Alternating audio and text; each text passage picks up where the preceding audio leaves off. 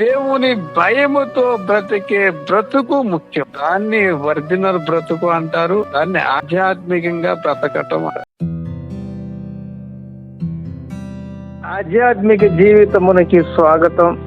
ఇది కులము, మతము, జాతి, తెగ దేనికి చెందిన సబ్జెక్ట్ కాదు. ఇది దేవుణ్ణి చేరాలి అంటే దేవుణ్ణి తెలుసుకోవాలి, దేవుణ్ణి చేరాలి, దేవుడు కావాలి అంటే ఈ సబ్జెక్ట్ ఉపయోగపడిద్దని నేను నమ్ముతున్నాను. బ్రతకటము ఎందుకు అనేది ప్రశ్న. బ్రతకటములో రకాలు ఉన్నాయి. దేహ అభిమానముతో దేహాన్ని కాపాడుకోవటం కోసం భయం వల్ల గాని దేని వల్ల గాని ఏదైనా సరే ఒక బ్రతకటం జరుగుతూ ఉంది. ఈ బ్రతకటములో దేవుణ్ణి అడ్డము పెట్టుకుని బ్రతకటం ఒక తంతు. మనకి ఏ దారి లేదని చెప్పి వ్యభిచారము చేసి బ్రతకటం మరొక తంతు. ఈ సుఖ జీవనానికి అలవాటు పడి ఆ సుఖ జీవితము కోసము ప్రాకులాడుతూ ప్రయాసపడుతూ అనేక రకాలుగా బ్రతకటము, తర్వాత భిక్షాటన చేయటము, ఇలా సోమరితనముగా బ్రతకటము రకరకాలు. అయితే దేవుని భయముతో బ్రతికే బ్రతుకు ముఖ్యం. దాన్ని ఒరిజినల్ బ్రతుకు అంటారు. దాన్ని ఆధ్యాత్మికంగా బ్రతకటం అంటారు. దేవునికి భయపడి బ్రతకటం అనేది ముఖ్యం. దేవుని కోసము బ్రతకటము ముఖ్యం. మనం బ్రతికే బ్రతుకు ఎవరి కోసము అంటే దేవుని కోసము అనేది.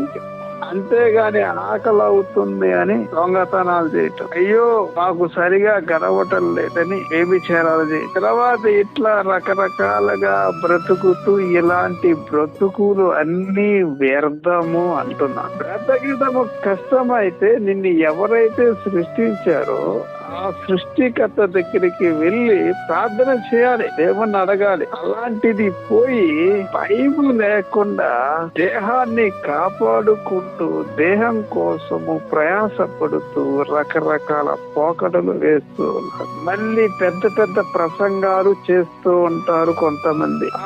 ఎంతెంతో విలువైన ఆభరణాలు గాని వస్త్రాలు గాని మరి ధరించుకొని పెద్ద పెద్ద దేవుడి గురించి ప్రసంగం చేసేటప్పుడు నీకు సిగ్గుగా లేదనేది ఇక్కడ పెద్ద ప్రశ్న. నిరాడంబరంగా బ్రతకాలి. విలువైన ఆభరణాలు విలువైన వస్త్రాలను ధరించి ఎలా నువ్వు జ్ఞాన బోధ చేయగలుగుతున్నావు? నీ మనస్సు ఏ పాటిది ఎలా సహకరిస్తుందనేది పెద్ద ప్రశ్న. అందుకనే ఈ బ్రతకటములో చాలా లాజిక్ ఉంది. కానీ కష్టపడి పని చేయాలి, కష్టపడి బ్రతకాలి. అలాంటిది కష్టపడే పనే వద్దు. సుఖ జీవనము సుఖమైన జీవితం అంటే ఈ ఆత్మ క్షోభ నీవు గ్రహించటం లేదు. ఈ ఆత్మ బాధ నీకు అర్థం అవటం లేదు. కానీ ప్రస్తుతం ఏదో సాగిపోతుంది కాబట్టి మనం సాగించుకుందాం అన్నట్లుగా. దయచేసి ప్రతి వ్యక్తి అర్థం చేసుకో. కుటుంబాలు చూడండి, పెద్ద పెద్ద టచ్ ఫోన్లు, టీవీలు గాని, సినిమాలు గాని, తర్వాత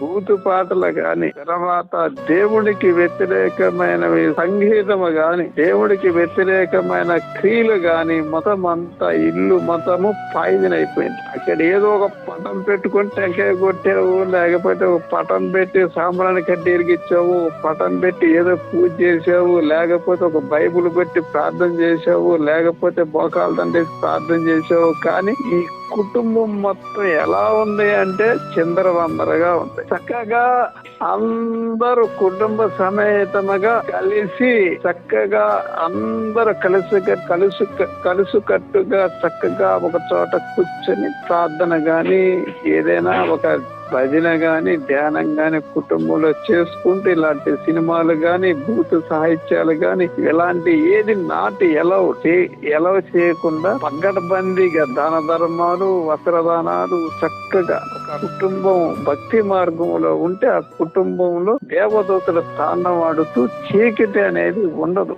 వెలుగు ప్రకాశిస్తూ దేవుడు ఎంతో ఆ కుటుంబాన్ని దీవిస్తాడని నమ్ముతుంది. ఇప్పుడు ఈ కుటుంబాలు మొత్తం ఎట్లా దారుణమైన సిచ్యువేషన్ లో చిక్కుకుపోయి అనేక సమస్యల్లో చిక్కుకుపోయి ఈ ధనాన్ని హాస్పిటల్ కి వైద్యులకి ఆపరేషన్లు చేపించుకుంటూ భయంకరమైన పరిస్థితిలో చిక్కుకుపోయి కోట్లు ధనము మూలుగుతున్న ప్రశాంతత లేదు, శాంతి లేదు, భయంకరంగా కొట్టుమిట్టాడుతూ ఉన్నారు. ఎందుకు అంటే దేవదూతలు తాండవాడితే ఇలాంటి పరిస్థితి ఉండదు. ఇలాంటి చీకటిమయమైన జీవితాన్ని ఆస్వాదిస్తూ ఆహ్వానిస్తూ ఇలాంటి భజన ప్రార్థనలో ఎప్పుడో ఒకసారి చేస్తూ ఈ వేషధారణ భక్తి చేయటం వల్ల ఏమి ఉపయోగం లేకుండా కుటుంబాలు మొత్తం అల్లకల్లోలం అయిపోయి చీకటమయమైపోయి ప్రశాంతత లేక జీవితంలో సరైన సమాధానం లేక డబ్బులు ఉన్నా సుఖం లేక భార్య అందముగా ఉన్న భార్య సరైన స్థితిలో లేక భర్త అందంగా ఉన్న భర్త సరైన స్థితిలో లేక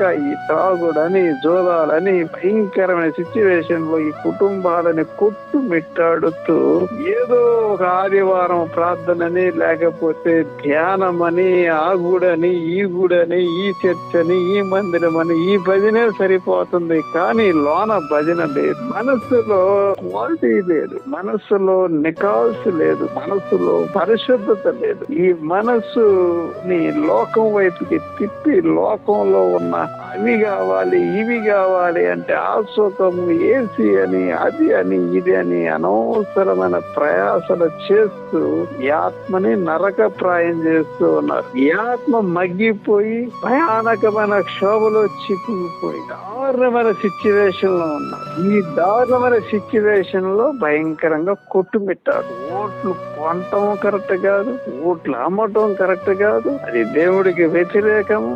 ఓటు అనేది ఉచితంగా వేయాలి, ఓటు అనేది ఉచితంగా చేయాలి. అలాంటిది మొత్తం కలుషితమైపోయి ఓట్లు కొంటాము, తర్వాత ఓట్లకి డబ్బులు ఇస్తా ఉంటారు.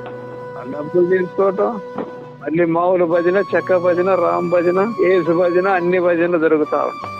మనిషికి నికాల్సి లేదు. ఒక నువ్వు 2,000 5,000కి దీనికి నువ్వు ప్రలోభపడి నీ విలువైన వాల్యూ అయిన ఆత్మకి కోవ పెట్టి దాన్ని విలువ లేకుండా చేస్తున్నారు. మనిషి ఎప్పుడు నికాల్సిగా బ్రతకాలి, నీతిగా బ్రతకాలి. అప్పుడు నీకు సమస్య అనేది దరి చేరదు. హ్యాపీనెస్ లో ఉంటారు, చక్కగా దేవుడు దూతలు ఉంటారు. అప్పుడు నీకు ఎలాంటి పరిస్థితి, ఎలాంటి సమస్య, ఎలాంటి సిచ్యువేషన్ ఉన్నా చక్కగా వాళ్ళు హ్యాండిల్ చేసి నిన్ను ప్రశాంతంగా ఉంచుతారు. అలాంటి జీవితం కావాలా? అయితే ఆధ్యాత్మిక జీవితానికి ఓటు వేయి. మరి ఇలాంటి జీవితం కావాలా? చీకటి జీవితానికి ఓటు. అయితే మేము ఓటుకి మాత్రం డబ్బులు ఇచ్చేది లేదు. పరిశుద్ధులకి శుభము కలుగునుగా.